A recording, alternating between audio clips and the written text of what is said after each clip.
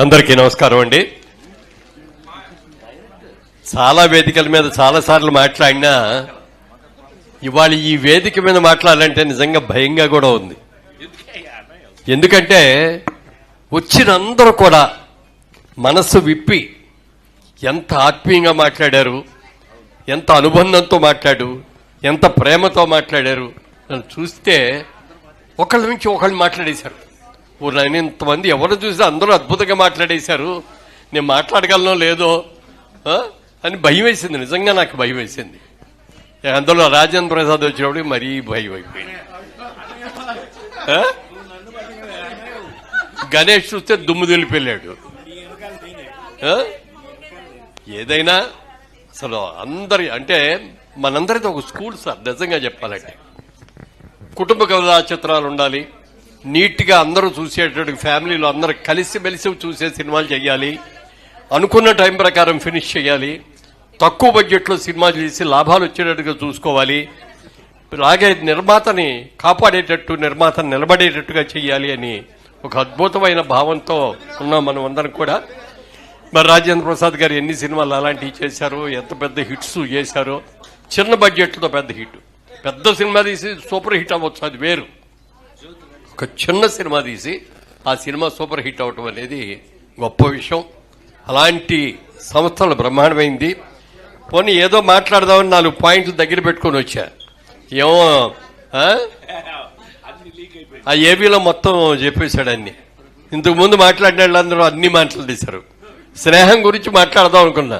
ఒక నాగిరెడ్డి, ఒక చక్రపాణి, బాపు రమణ, మళ్ళీ అచ్చిరెడ్డి గారు, కృష్ణారెడ్డి గారు నేను మాట్లాడదామని అనుకుంటే అది మొత్తం దుమ్ము దులిపేశాడు, చీల్చి చెండాడేశాడు. దాంట్లో చాలా బాగుందమ్మా, ఏవి చాలా బాగుంది, అద్భుతంగా చేసావు. అంటే ఒక్కటి కూడా అందులో అతిశయోక్తి అనేది లేకుండా నిండుగా చాలా చక్కగా అద్భుతంగా చేశారు.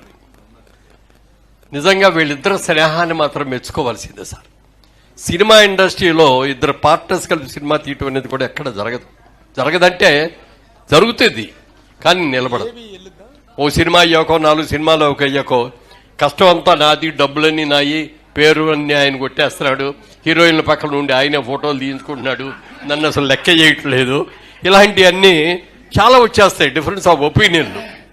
దాంతో విడిపోతూ ఉంటారు. కానీ మీ ఇద్దరు స్నేహం అసలు అమ్మోఘం. అందులో రాశాడు ఇద్దరు మనుషులు కలిపి ఒకే మనిషిగా ఉన్నారు అని. నిజంగా ఇంత అద్భుతమైన ప్రేమతో ఒకళ్ళనొకళ్ళు అర్థం చేసుకొని ఆయన ఏం చెప్పారు మీరు అది 100కి 100 పాళ్ళు వింటారు, మీరేం చెప్పారో అది 100కి 100 పాళ్ళు ఆయన వింటారు.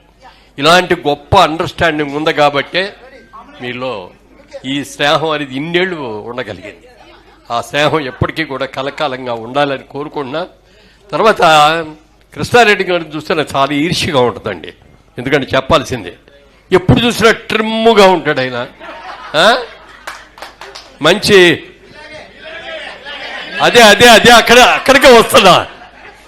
అందరూ నన్ను ట్రిమ్గా ఉన్నావు, బాగున్నావు అయ్యా అంటారు. కానీ ఆయన చూస్తే నాకు ఈయనలాగా నేను ఫిట్గా, అంటే కండలు తిరిగి ఉంటాయి అట్లా చూస్తాడు. కానీ అయినా ఆ చట్లు చూడండి, చేతులు మడత పెట్టిన తర్వాత భుజాలు చూడండి, అది చూడాలి. అప్పుడో ఇప్పుడు కాస్త ఎక్కువ తింటే పొట్ట కనపడుతుంది నాకు. ఎప్పుడు ఆయనలో పొట్ట పెరిగినట్టు చూడలే ఆయన వరకు. ఇవాళ ఈ ఫంక్షన్కి వస్తున్నానంటే కృష్ణారెడ్డి గారి ఫంక్షన్లో ఉన్నాం మనం అంటే ఎలా డ్రెస్ వేసుకోవాలి, ఏ షర్ట్ వేసుకోవాలి, ఏ ప్యాంట్ వేసుకోవాలి, ఆయన్ని మించి ఉండలేను. కానీ ఆయనకి సమవిజ్ఞీగా ఉండాలి కదా. మేమిద్దరం అప్పుడు సహోదరులు అనుకుంటాం మేము చాలాసార్లు.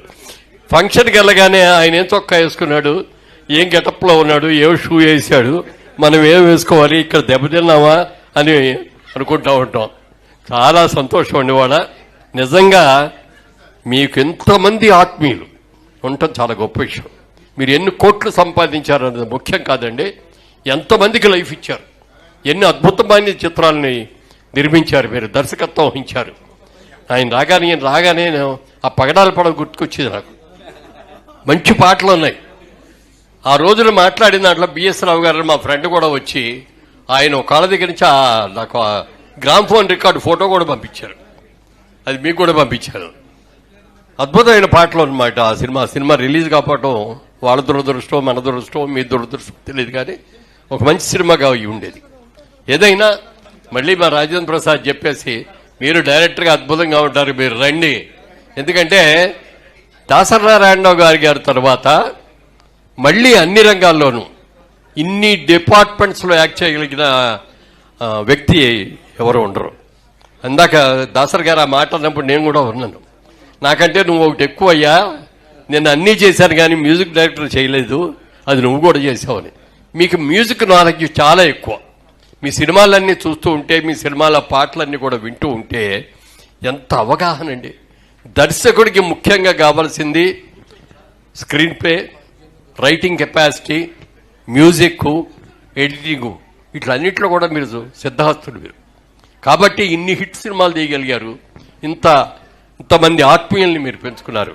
ఏ సినిమాకి వెళ్ళినా ఈ మధ్యన ఫంక్షన్లో వెళ్తే బొకే ఇచ్చేసి కొంచెం అర్జెంట్ పని మీద ఉన్నాను వస్తానండి అని చెప్పేసి వెళ్ళిపోయేవాడే. ఇవాళ ఇంతమంది హీరోయిన్లు ఇక్కడ కూర్చున్నారు, ఇంతమంది హీరోలందరూ ఇక్కడ కూర్చున్నారు, ఎంతోమందికి జీవితాలు ఇచ్చారు. మరి ముఖ్యంగా మా ఆలీని హీరోయిన్ చేశారు, అది చిన్న మాట కాదండి. మా సినిమాల్లో ఆయన ఈరోజు ఈ సైజులో ఉన్నప్పుడు కూడా యాక్ట్ చేశాడు మా దగ్గర. అదే ఆయన్ని అంత మంచి హీరో. ఎన్ని సినిమాలు చేశాను ఆయన హీరోలుగా? 55 సినిమాల హీరోయిన్ చేశారంటే దానికి మీరే కారణం. ఎందుకంటే ఉన్నది నిజం చెప్పాలి, పొగట్టానికి కాదు నేను వచ్చింది. మీరు నాకు ఎలాగో వేషాలు ఎవరు. కృష్ణారెడ్డి గారు చేసే నెక్స్ట్ సినిమాలో మురళీమోహన్ గారు డెఫినెట్ గా నటిస్తారు. అబ్బో, థ్యాంక్ యూ అండి. ఆయన ఎలాగో ఇవ్వడు, మీరన్నా ఇవ్వండి సార్.